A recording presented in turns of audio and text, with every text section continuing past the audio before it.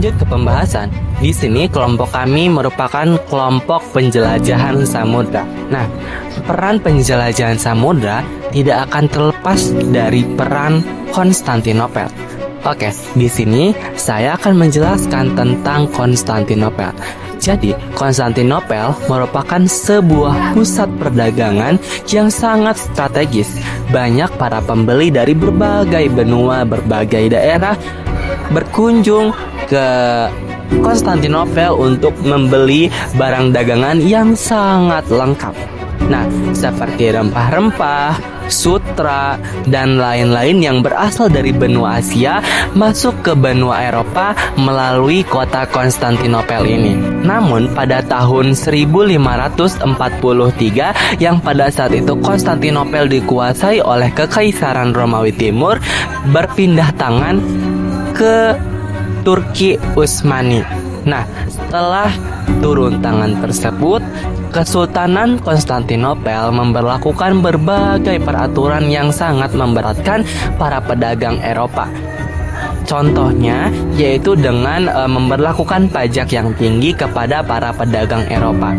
Alhasil, para pedagang rasa kesusahan karena tidak ada rempah-rempah, sutra yang masuk dari berbagai benua. Jadinya kayak di Konstantinopel itu runtuh karena pemberlakuan peraturan-peraturan baru dari Kesultanan Turki Utsmani. Nah, padahal pada saat itu harga rempah-rempah di Konstantinopel mempunyai harga yang sangat tinggi. Oke, yang pada awalnya para pedagang tuh memiliki pusat perdagangan. Jadi para pedagang tuh lebih memilih ke Konstantinopel karena mempunyai kelengkapan barang dagangan.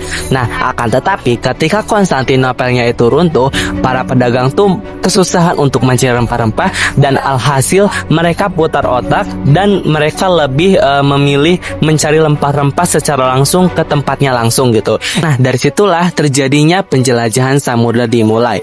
Mereka mereka memanfaatkan pengetahuan mereka tentang benua mana yang memiliki rempah-rempah paling banyak.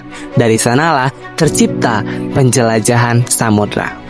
Kesulitan ini mendorong bangsa-bangsa Eropa untuk mencari jalur alternatif guna mendapatkan rempah-rempah langsung dari sumbernya.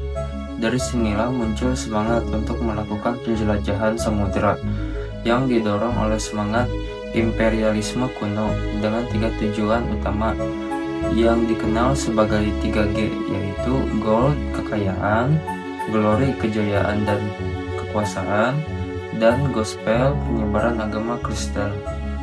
Pada abad ke-15, dua negara pelopor penjelajahan samudra, yaitu Portugis dan Spanyol, terlibat dalam persaingan sengit untuk menguasai jalur pelayaran dan wilayah penemuan baru.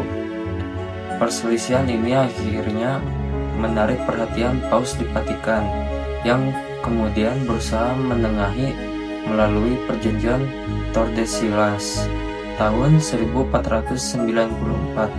Berdasarkan perjanjian tersebut, dunia dibagi menjadi 2 wilayah.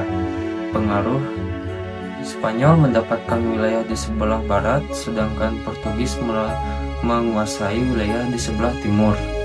Pembagian inilah yang kemudian menjadi dasar arah ekspedisi dan penjelajahan kedua bangsa tersebut dalam mencari dunia baru.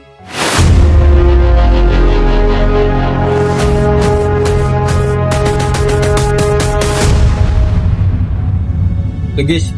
Tahun 1487, Bartolomé Dias berlayar di Lisbon, Portugis, mencuri pantai barat Afrika hingga tiba di Tanjung Harapan, Afrika Selatan. Pada tahun 1488, ia memutuskan untuk tidak melanjutkan pelayaran dan kembali ke Portugis.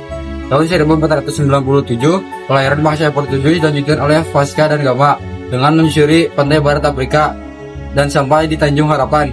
Dia berlanjut berlayar menyusuri pantai timur Afrika dan sampai di Calicut, India pada 1498. Pelayaran Vasco da Gama dianggap sebagai penemuan pertama rute laut dari Eropa ke India untuk menghentikan jalur Sutra. Tahun 1503, Alfredo de Albuquerque melanjutkan rute pelayaran dari Vasco da Gama. Pada tahun 1509, 1511. Ia berhasil menemukan Malaka tahun 1512. Portugis akhirnya tiba di Maluku dengan bersekutu dengan kerajaan Ternate.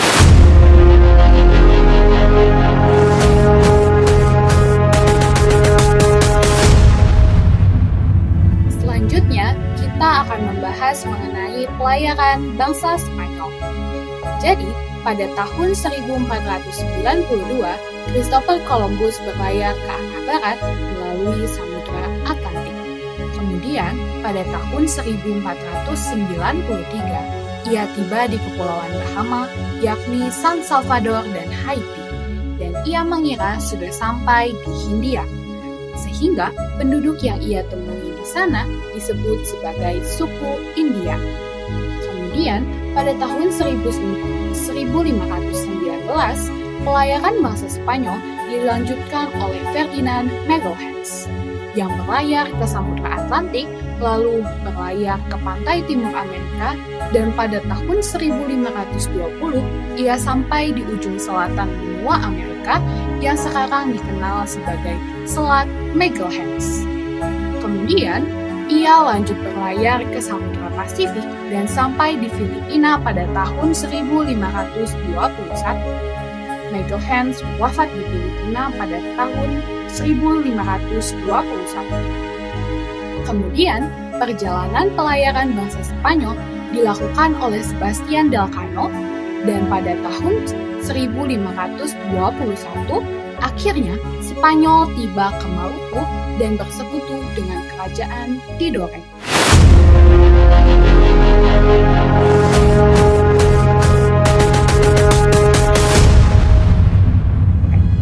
Nah, melihat keberhasilan dan kejayaan yang diperoleh oleh bangsa Spanyol dan Portugis dari penjelajahan samudra, Inggris tuh merasa perlu untuk mengejar ketertinggalan mereka.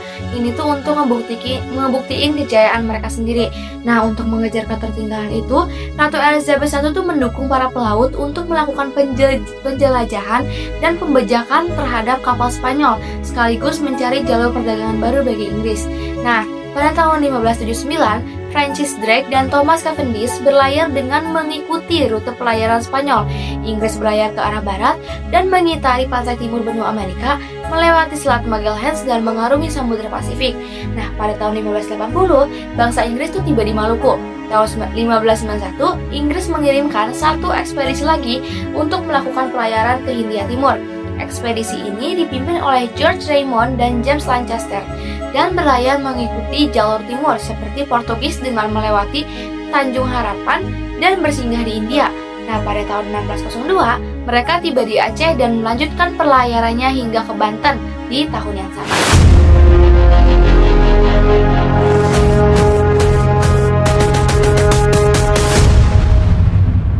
Pelayaran bangsa Belanda. Awalnya, Belanda tidak bisa berdagang di Libason, Portugis, karena konflik dengan Spanyol dan Portugis.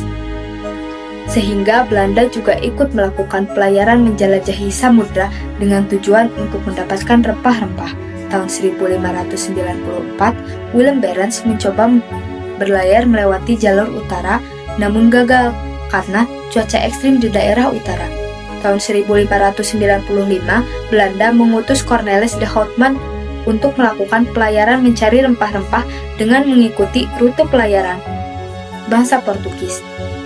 Ia menyusuri pantai barat Afrika hingga tiba di Tanjung Harapan dan melanjutkan pelayaran menyusuri pantai timur Afrika dan tiba di Kepulauan Madagaskar. Lalu melanjutkan pelayarannya mengarungi Samudra Hindia, menyusuri pantai barat Sumatera hingga tiba di Selat Sunda. Tahun 1596, Belanda kemudian tiba di Banten karena Selat Malaka pada saat itu dikuasai. 78.5, code 6, 105 North Avenue, 15